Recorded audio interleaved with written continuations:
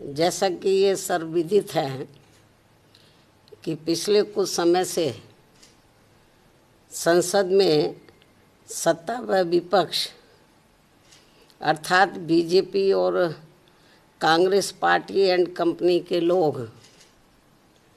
किसी न किसी मुद्दे की आड़ में देश व जनहित के ज्वलंत मुद्दों पर से जनता का ध्यान बांटने व भटकाने के लिए संसद को चलने नहीं दे रहे हैं। यह या तो इनकी केंद्र व राज्यों की सरकारों की कमियों पर से जनता का ध्यान बांटने के लिए इनकी अंदरूनी मिली भगत है, या फिर इसकी आड़ में इनकी सत्ता हथियाने की भी साजिश लगती है। और ये सब देश की जनता को सीधे सीधे तौर पर काफ़ी कुछ नज़र आ रहा है।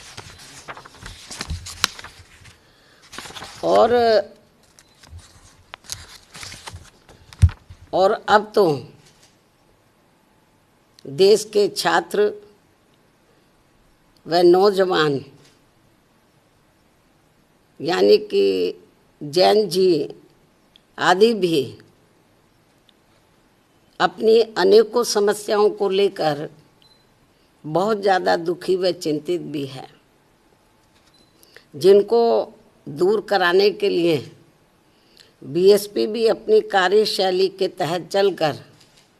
हमेशा इनके साथ खड़ी रही है और अभी भी खड़ी है, क्योंकि इनका ये आंदोलन देश के समस्त छात्रों व नौजवान पीढ़ी एवं उनके परिवार वालों की भी गंभीर समस्याओं से जुड़ा हुआ है, जिसके निदान को लेकर बीएसपी लगातार गंभीर व अपने तरीके से संघर्षरत भी है। लेकिन देश को ऐसा नहीं लगना चाहिए कि छात्र व जैन जी अपनी समस्याओं को दूर करवाने की बजाय आए दिन ये लोग उनकी राजनीति में ही बुरी तरह से फंसते जा रहे हैं। उदाहरण के तौर पर दिल्ली के जंतर मंतर पर अभी कुछ दिन पहले कॉकरोच जनता पार्टी का छात्रों, नौजवानों, जैन जी आदि की समस्याओं को लेकर आंदोलन छिड़ा, तो फिर वहाँ इनके इस आंदोलन को कांग्रेस व इनके सहयोगी दलों ने हाईजैक कर लिया, जो किसी से छिपा नहीं है।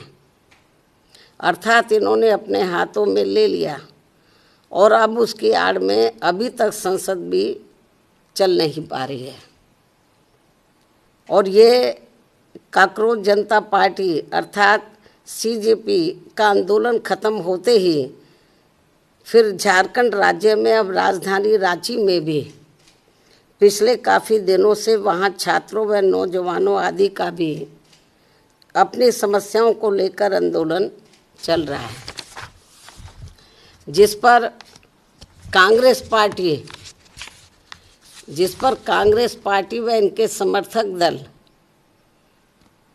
अभी तक भी खुलकर नहीं बोल पा रहे हैं।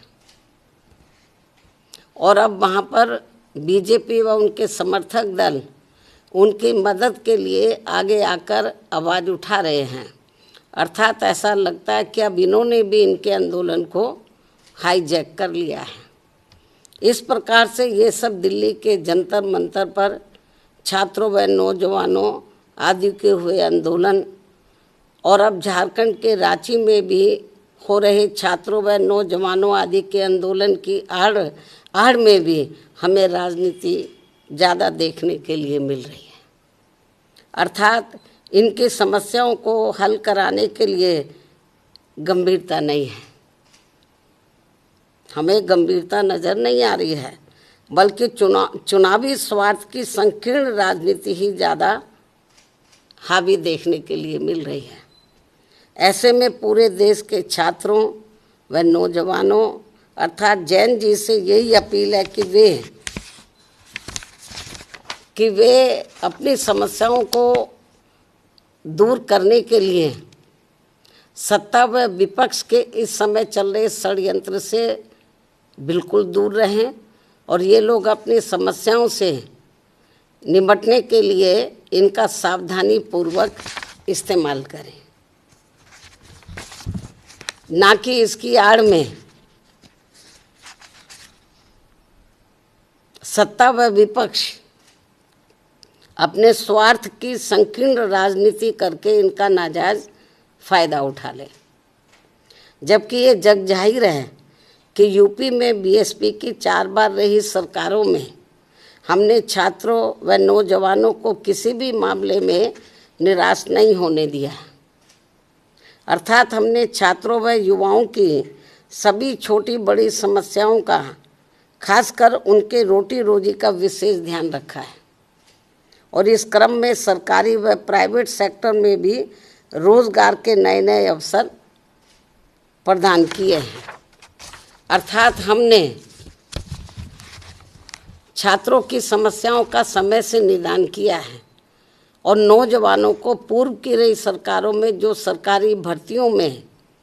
लंबे अरसे से रोक लगा दी गई थी, जिससे सभी विभागों के कार्य भी काफ़ी प्रभावित हो रहे थे,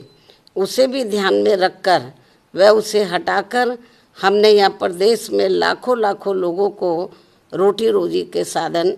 दिए हैं। इतना ही नहीं बल्कि हमने पुलिस विभाग में व अन्य और विभागों में भी नए सरकारी पद सृजित करके यहाँ लाखों लोगों को रोजगार दिए हैं। इस समय नौजवान एवं छात्र व छात्राएं भी अपनी पढ़ाई व ट्रेनिंग आदि पूरी करने के बाद यही सब चाहते हैं कि उन्हें रोटी रोजी के साधन मिले, जिससे इस समय पूरे देश में केंद्र व राज्यों की विभिन्न पार्टियों की चल रही सरकारें ये सब उन्हें उपलब्ध नहीं करा पा रही हैं, जिसकी वजह से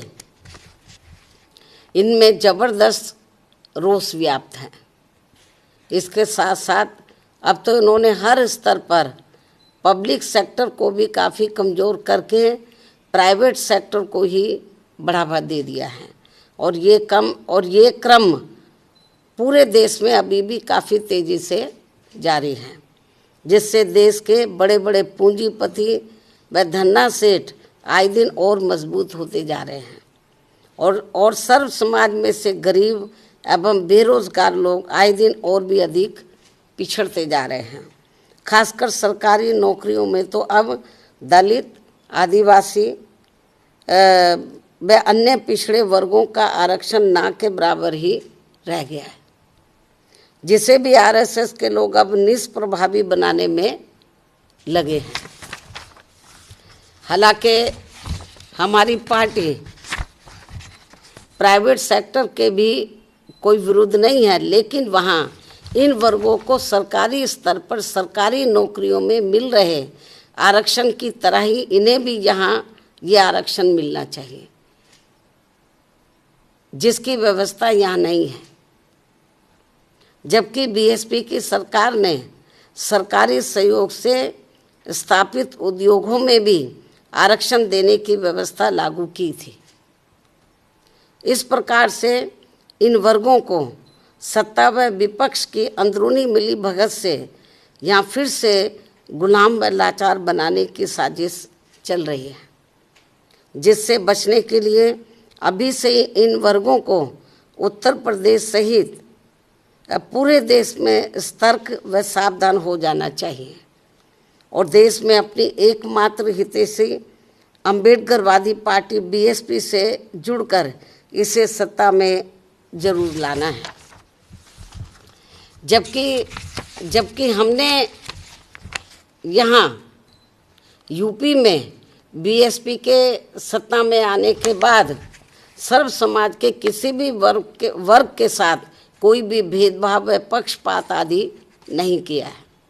बल्कि सभी वर्गों का हर मामले में व विभिन्न क्षेत्रों में कार्यरत सभी वर्गों के लोगों का भी हर स्तर पर यानी कि राजनीतिक, आर्थिक व सामाजिक तौर पर पूरा ध्यान रखा है। अर्थात हमने बीजेपी व कांग्रेस पार्टी एंड कंपनी के लोगों की तरह उनकी जातिवादी, संकीर्ण व पूंजीवादी मानसिकता के तहत चलकर सरकार नहीं चलाई है, बल्कि बीएसपी की सर्वजन हिताय व सर्वजन सुखाय की नीतियों व सिद्धांतों के आधार पर चलकर ही सरकार चलाई है। और ये सब यूपी की जनता ने 4 बार यहाँ बीएसपी के रही सरकार में देखा है। और अब कुछ ही समय के बाद यूपी, उत्तराखंड व पंजाब प्रदेश आदि में एक साथ यहाँ विधानसभा के आम चुनाव होने वाले हैं, जिसमें ऐसे वातावरण में सर्व समाज से बीएसपी को ही कामयाब बनाने की अपील भी की जाती है। यही देश व जनहित में समय की मांग है, जिससे सर्व समाज के लोग अर्थात छात्र, नौजवान, दलित, आदिवासी, पिछड़े,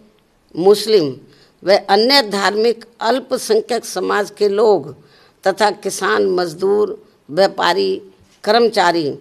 व अन्य मेहनतकश लोग भी अपनी खुशहाल जिंदगी बसर कर सके। अतः हर मामले में अब बीएसपी को ही मजबूत बनाना बहुत ज़रूरी है। इस उम्मीद के साथ ही